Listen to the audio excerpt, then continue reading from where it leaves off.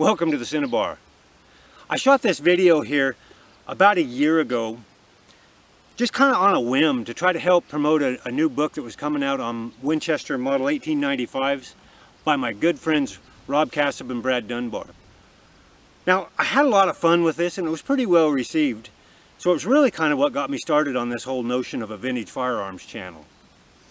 And so I wanted to share this video with you folks today with a few little updates.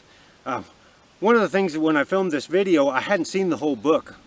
Rob and Brad had sent me some of the chapters to proofread, and I knew it was really going to be something special. But some of the numbers that I quote, production numbers on 1895s in the video, are updated in this book, and they're slightly different. They were based on some earlier research. Now, the authors did some great research and had some wonderful help from the great people at the Cody Firearms Museum in Wyoming. So they've got the very latest up-to-date numbers on the Model 1895s. So if you like 1895s or even just Winchesters in general, I hope you'll enjoy the video. And if you'll get a copy of the book, it's available at 1895book.com. I know you're going to enjoy a copy of that book. Well, today we're coming to you from the Cinnabar Ranch in beautiful southeast Oregon. And for anybody who likes good-looking country and shooting old Winchesters, I think we've got a real treat for you today. I'm going to pan around here and show you this country we're shooting in. Today we dug deep back in the safe and found a few old Winchesters, some first model 1895s, the flatside varieties. So we've got all four of the calibers that the flatsides came out in. We're going to talk about them a little bit, and more importantly, we're going to take a few shots with them, see how they do. For 120-year-old rifles, this ought to be kind of fun. Well, aren't those some beauties? Today we're talking about the 1895 Winchester, and specifically the first model flatside 1895s. Now, one of the things you'll notice right off the bat is that the receivers on these 1895s look a whole lot like an 1894 or 92 or even 86. But that's where the similarity ends, because while they're very similar in some respects to the earlier Winchester lever actions, particularly the John Browning designs, the one big glaring difference is in the box magazine. See, the others all had tubular magazines up to this point, and this design departed pretty significantly in being designed with the box magazine rather than tube magazine.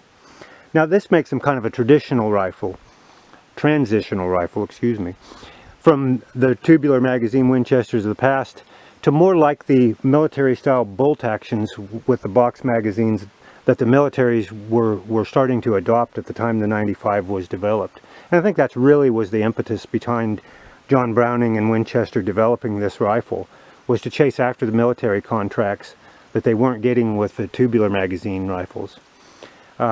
You'll see a lot written and hear about being designed for Spitzer bullets, but they weren't widely adopted for several years after the 95 was developed. I don't really think that was the main impetus, although, you know, it's certainly an advantage to have a box magazine with Spitzer bullets so that we don't have pointed bullets end to end in a tube magazine like we had in the past.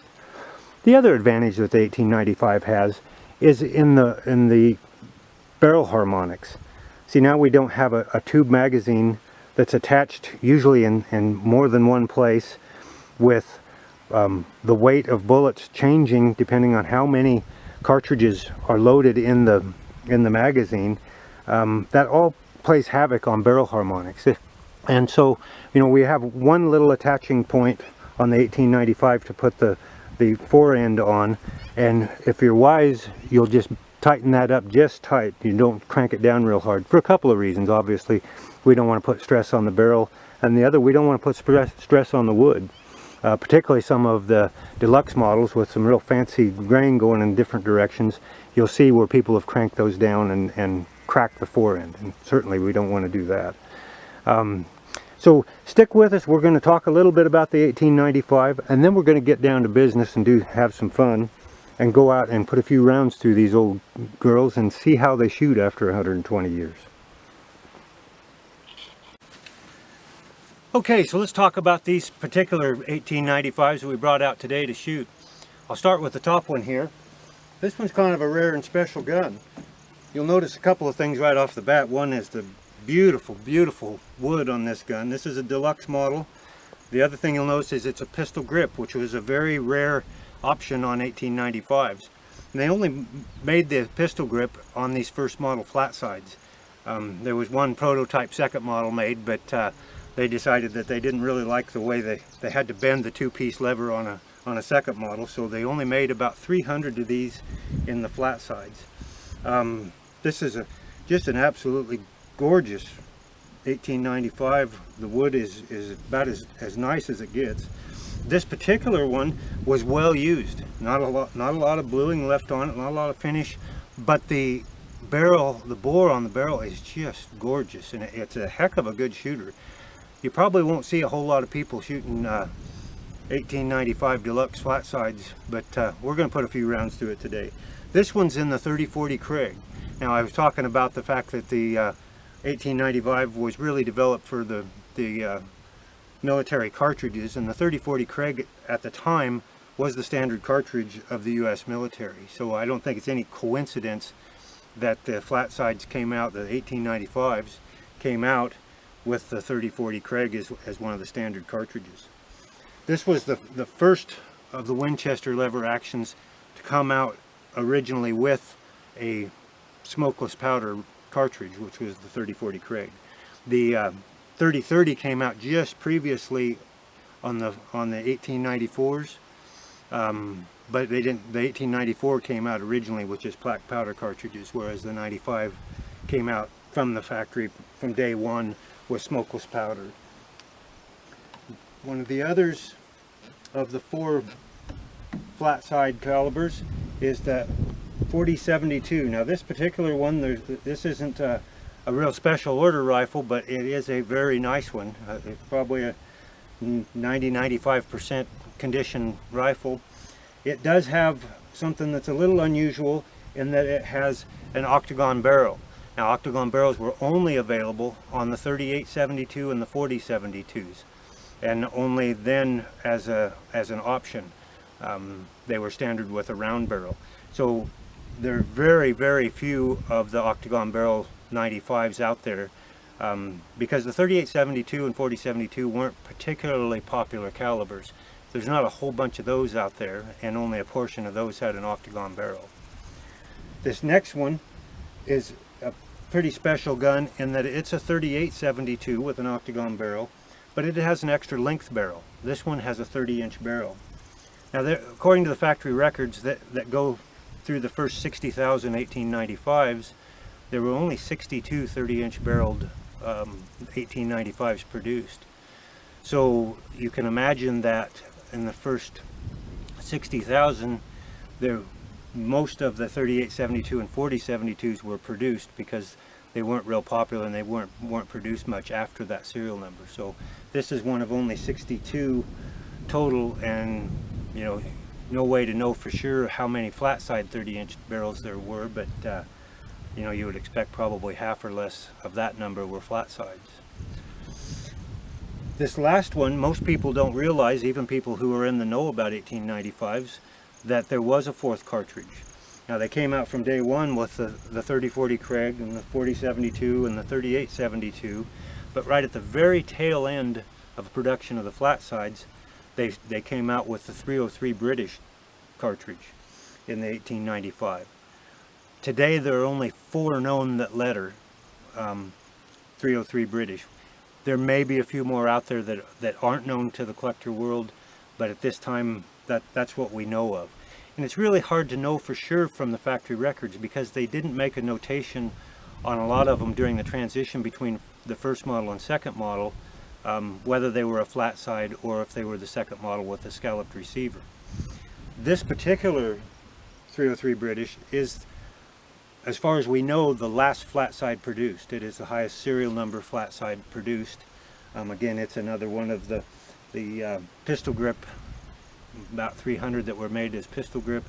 This one is in the serial number range over 5,200, and that's about where the transition was. There's some first model that will clear up into 5,200 serial number range, and there's some second models that were made in the late 4,000s. So there's an overlap of several hundred in there where you could either have Flatsides or second model receivers. Another thing about 1895s that's a little curious is that the barrel lengths are dependent upon what caliber it is.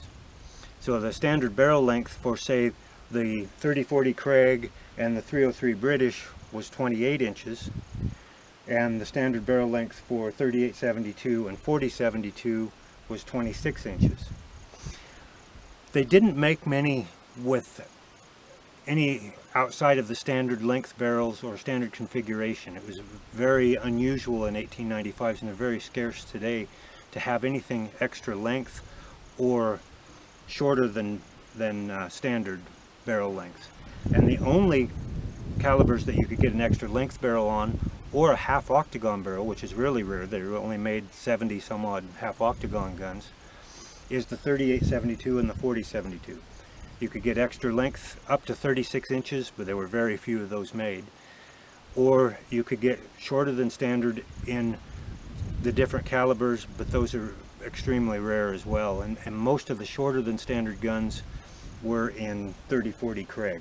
There are very few in any of the other cartridges that came out later as well. So today we're going to be shooting some pretty unusual guns, in that we've got a Flatside Deluxe pistol grip gun, a beautiful Octagon 4072, a 30-inch Octagon 3872, and one of the only 4 known letterable 303 British guns that's also a pistol grip. Unfortunately, as you can see, this particular one has had a repair on the wrist, which kind of detracts from the value. This one's also in the George Mattis Winchester book, which makes it kind of a fun gun to have. We can look it up in the Bible of the Winchesters. Okay, well, let's get to shooting these things. Okay, we're going to start things off with this beautiful deluxe 3040 Krag.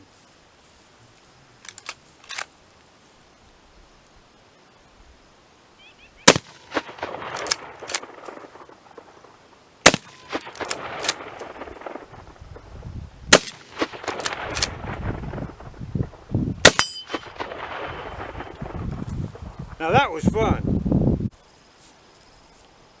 Now we'll give this 4072 a try.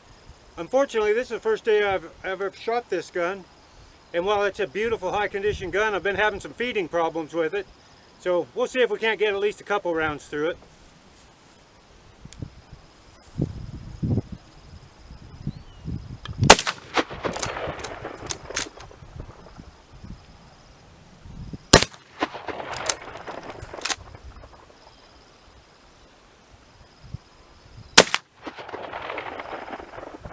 Well, there you go. That was a fun gun to shoot.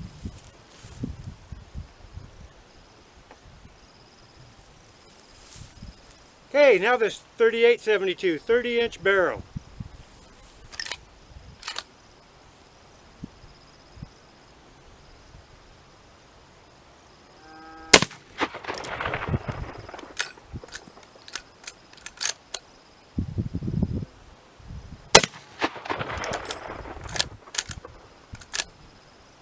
Well, looks like I'm having a little feeding issue with it. I've shot this gun before and never had a problem, but of course when I turn the camera on, things tend to go south.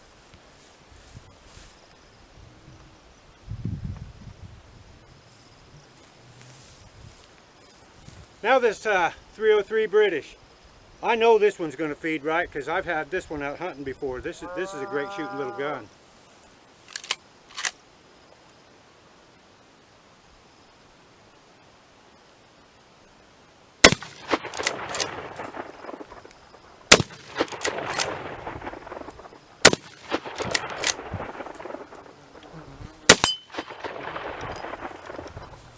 Well, there you have it, folks. Nothing better than going out with some old Winchester Flatside 1895s. Well, as promised, here's a second model with the scalloped receiver, just to show the difference between a second model and a first model Flatside. You can see that there's a thickened area at the top of the receiver here. They did that to beef them up, make them a little stronger. As they were coming out with some of the more powerful cartridges, they would even get up to the 405 Winchester, which is an extremely powerful lever action round. They put a little extra metal in here just to make them a little stronger. You'll also notice that the box magazine on a second model is a little different shape than the first model. See, these are a little deeper. These actually hold 5 rounds, and the second model only holds 4. For some reason, when they went to the second model, they stayed with the 5-round magazine in the 38-72 and the 40-72. So along with some of the barrel options on those two calibers, they're significantly different in a lot of ways. They had options that were significantly different. One of the things you'll notice here that all of these guns have the Lyman Model 21 receiver sight. Obviously, I'm kind of partial to that particular sight. That was a common option on 1895s, and one that was really popular, and it's really a nice sight. One of the issues they had with 1895s, because the bolt throw is so long to accommodate the longer cartridges, they couldn't really put a tang sight on it without the bolt coming back and hitting that tang sight. So it's real common to have this Model 21 receiver sight rather than any kind of a tang peep sight. This particular second model, this is a 35 caliber WCEF. This is my deer hunting rifle here on the Cinnabar. This is what I hunt mule deer with. This is a tack driver. It's a wonderful gun and an underrated caliber. But that's maybe a subject for another day. Maybe we'll take it out and have some fun here in the future one of these days. Well, there you have it. Shooting a flat-side 1895 Winchesters. It don't get much better than that. Now, if you're interested in learning more about 1895 Winchesters, go to 1895book.com. Rob Cassab and Brad Dunbar have just published a brand new book on 1895s. It's just an incredible, incredible resource for people interested in 1895 or just Winchesters in general. There's some great information for all Winchester collectors in there about manufacturing processes and this and that. So do yourselves a favor and go order one of those books. You might even see a few of these old Winchesters out of the Cinnabar Ranch collection while you're flipping through the pages as well. The other thing you can do is join the Winchester Arms Collectors Association. That's a great resource for you. The monthly magazine or the quarterly magazine alone is worth the price of joining up. If you do join up, not only do you get the new magazines, but you get online access to every one they've ever produced. I think there's about 40 years worth of them. And each one of them is just chock full of great information. So do yourselves a favor and join up with the Winchester Arms Collectors Association. Now I got to run because I got to get packed up because I'm heading out tomorrow for the big Winchester Arms Collectors show in Cody, Wyoming. I'm really looking forward to it. It's a high point of my year.